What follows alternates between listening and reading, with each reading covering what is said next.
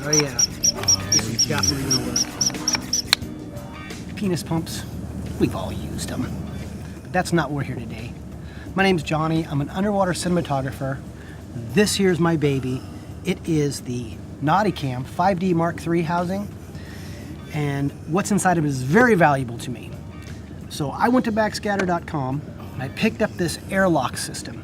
It's very easy to install with a couple of tools, and once you have it installed, you remove the air with this pump system. It creates a negative air pressure inside of the housing itself, sealing up all the O-rings and ensuring that you get in the water and come out with a dry fucking camera. Can you dig that shit? I can dig that shit. So let's go ahead, take a few minutes and install this baby, and we're gonna do it right now. Let's do it. Let's do this. Okay. Remove your back door. Not a big deal. Just like that. How hard could it be, right? And I am sweating like a whore in church right now. You will need a 2.5 Allen wrench that comes with the Nauticam housing. So if you've got it, you've already got the tool. If not, your housing may vary. There are 2 Allen heads inside of here at the optical mirror. You'll want to remove that. It's kind of fragile, so be careful. When you take it out, and that's what it looks like right there. Once you get your optical mirror off, you're going to want to get your nut off.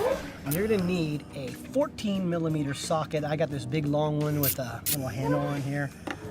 You can pick one up at any hardware store. If you don't already have one in your toolkit, you remove that nut.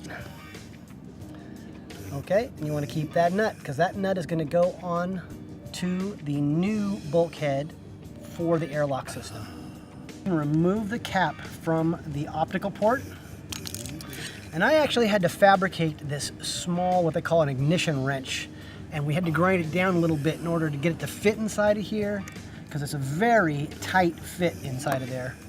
And then you're going to go ahead and back that out a little bit. Doesn't take much. These things aren't really tied in, so you just don't want to strip out your threads. You probably could wrap some tape or something like that around there with a wrench and be able to do the same thing.